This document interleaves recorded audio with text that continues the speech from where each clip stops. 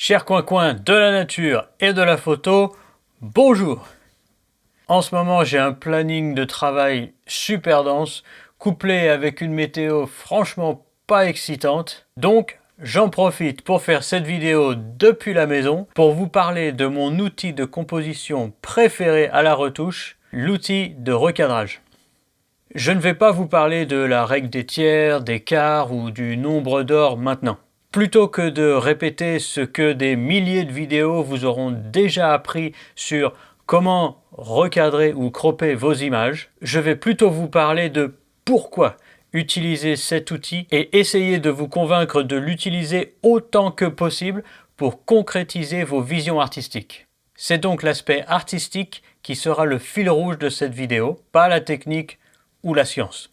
Avant de vous donner les 3 raisons pour lesquelles moi j'utilise l'outil de recadrage très souvent, je vais évacuer 2 sujets. 1. Il semble qu'il y ait une école de puristes, au sens littéral, pour qui tout doit être fait à la prise de vue et rien après. Et il semble que ce sujet soit pour le moins controversé. Mais une chose est sûre, c'est que cette vidéo ne s'adresse pas vraiment à ces personnes qui prennent uniquement ce type de photographie. Sans pour autant discréditer cette manière de créer, car je ne saurais jamais assez vous recommander de travailler vos compositions sur le terrain au maximum. C'est un exercice qui permet vraiment de développer ses capacités techniques et artistiques.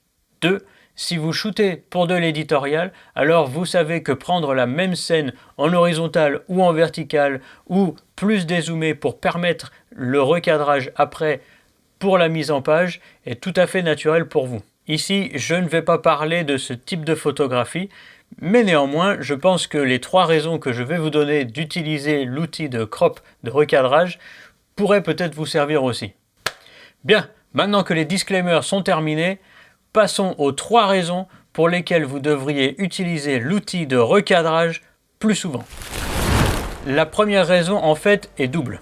D'abord, assez simplement, ça permet de dégager les éléments dérangeants de la composition. Je ne vais pas m'éterniser là-dessus, je pense que vous comprenez tout à fait ce que je veux dire. Je parle du ciel au-dessus d'une cascade qui attire le regard.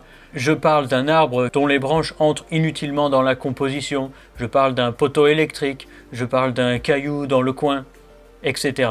La seconde idée, elle, est beaucoup plus importante. Ça permet d'éliminer une compétition de sujets. Alors c'est peut-être pas le phrasé le plus académique, mais c'est le mieux que j'ai trouvé pour ça. Ce que je veux dire, c'est que parfois vous avez 1 ou 2 sujets principaux, mais dans votre cadre, il y a un 3e élément qui prend un peu trop de place et que l'œil va donc interpréter comme étant un sujet à part entière. Et donc créer une compétition avec votre sujet principal et peut-être le ou les autres sujets secondaires qui sont là pour aider le sujet principal. Dans ces cas-là, je vous recommande fortement de simplifier votre composition en croppant. Vous le savez, je plaide toujours pour une composition la plus simple possible. Alors oui, bien sûr, c'est peut-être mon biais créatif. Cependant, je crois sincèrement que pour une photo de paysage ou de nature, 1 ou 2 sujets sont largement suffisants pour créer une image impactante émotionnellement ou raconter une histoire. Et de manière générale, si vous passez beaucoup de temps à l'endroit de votre shoot pour essayer de comprendre l'essence de l'endroit, l'émotion que vous en tirez, le résultat est généralement une image très simple et très directe de ce que vous avez ressenti à ce moment-là ou de ce que la vue vous a raconté à ce moment-là, résultant donc avec des images plus simples et souvent plus fortes. Je veux vraiment insister ici sur le fait que le recadrage à la retouche est une extension de vos intentions artistiques au moment de votre shoot. Mais avançons vers la 2e raison, changer le ratio de vos photos. Ici, je vais utiliser les 2 mots ratio et format de manière indiscriminée. Ça peut paraître très simple, mais je vais essayer de vous donner un raisonnement qui peut-être vous convaincra à changer le ratio de vos images. Pour faire rapidement, les ratios les plus communs, vous les connaissez, c'est certainement celui de la pellicule ou du capteur de vos appareils, à savoir 3:2, 4:3 ou 1:1. Mais il y en a bien sûr beaucoup d'autres. Vous connaissez sans aucun doute le 16/9, le 5:4, cher à Instagram, le classique panoramique 3:1 et bien sûr vous pouvez faire votre propre format librement si aucun ne vous convient. Mais dans tous les cas, puisque nos appareils ont un ratio prédéfini, si vous en voulez un autre, il faudra donc utiliser l'outil de recadrage. Tout ça, vous le savez, c'est très basique. Alors allons un petit peu plus loin. Là où cette histoire de format devient intéressante, c'est parce que chaque format force le regard à regarder une image d'une certaine façon qui lui est propre. Tous les formats rectangulaires, en gros tous les formats sauf le carré, ont un côté plus long. C'est un côté dominant. Et que l'image soit horizontale ou verticale, c'est ce côté dominant qui va accentuer les lignes dans votre image. J'en parlerai un petit peu plus dans la troisième partie. Passons directement au format panorama qui, eux, mettent en avant une vision plus linéaire de l'image, de gauche à droite ou de droite à gauche. J'espère que j'ai fait le mouvement dans la bonne direction pour vous, comme vous le voyez dans ces exemples.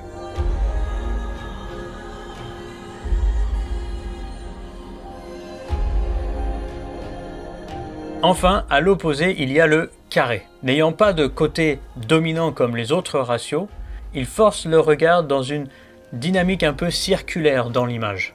Toutes ces notions peuvent paraître un peu abstraites et surtout instinctives, surtout au moment de la prise de vue, mais je vous invite à la retouche à vraiment tirer avantage de ce savoir, surtout en le combinant avec ce dont je vais parler pendant la troisième raison. Donc, allons-y.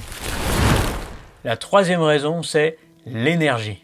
Alors ce n'est pas un terme très académique non plus, je sais bien, mais c'est comme ça que je me représente ce concept. Et j'ai pas de meilleur nom. Très simplement, ce que j'appelle l'énergie dans une composition, c'est l'ensemble des lignes qui forment cette image et qui créent donc une dynamique de regard dans l'image. Vous voyez dans cet exemple, l'espace créé par les arbres au bord apporte une énergie ou disons une dynamique circulaire à cette image. Votre regard reste dans la composition en allant du bord vers le centre, puis le sujet et retour au bord, etc. La liberté créatrice que vous donne cet outil de recadrage est soit d'accompagner l'énergie de l'image en prenant un ratio qui lui convient, soit au contraire de casser cette énergie ratio pour mettre en avant une partie de votre image.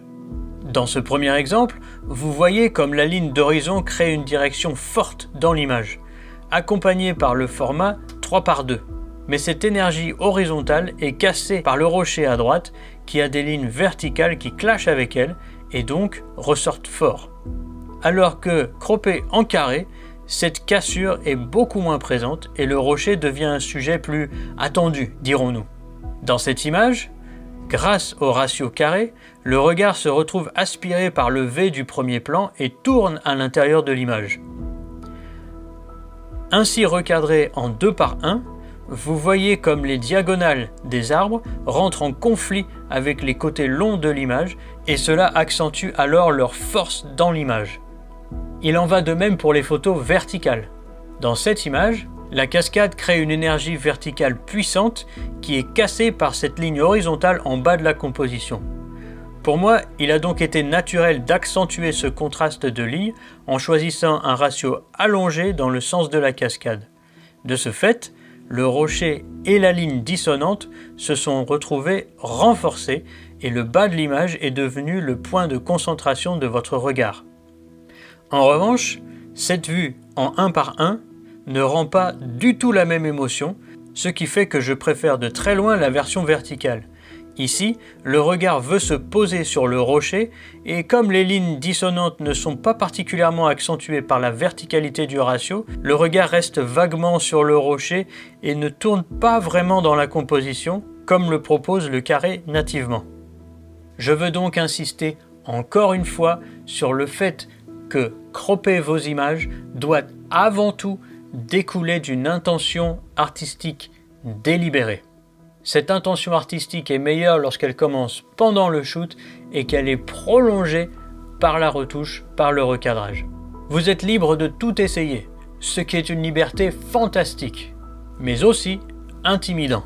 Si vous avez besoin d'une boussole au moment du recadrage ou de la retouche, je vous propose celle-ci. Quel est mon ou mes sujets? Autrement dit, ma photo parle de quoi? Quelle est l'énergie de ma composition? Où mènent les lignes? À quoi servent-elles? Et enfin, quel recadrage, quel ratio me permet de mettre en avant la réponse aux 2 questions précédentes? J'espère que désormais vous verrez ce bouton recadrage comme un outil essentiel à votre travail. Bien entendu, il y a beaucoup d'autres utilisations et raisons d'utiliser l'outil de crop, mais vous l'avez compris, je voulais focaliser cette vidéo sur l'aspect plus artistique de votre composition, et aussi il faut dire que si j'avais dû tout inclure, cette vidéo serait très longue. Aussi, je ne vais pas prendre plus de votre temps, mais il me reste une chose à faire, je dois annoncer le grand gagnant de la grande compétition d'il y a 2 semaines, celle où j'avais besoin d'un titre pour la série sur mon pain et son rocher du cochon. D'abord, merci à toutes celles et ceux qui ont participé, j'ai lu toutes vos propositions et j'en ai retenu 2, Conifères au cochon de René Simon Boris et du pain au cochon de Michael LP 7229. Et je vais choisir du pain au cochon. Bravo!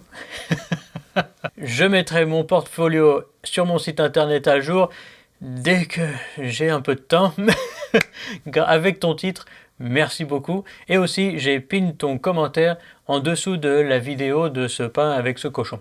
Je suis désolé pour René Simon Boris, j'aimais beaucoup ta proposition, mais j'aime beaucoup la simplicité de du pain au cochon. En plus, il y a un petit jeu de mots qui va avec, ce qui fait toujours plaisir.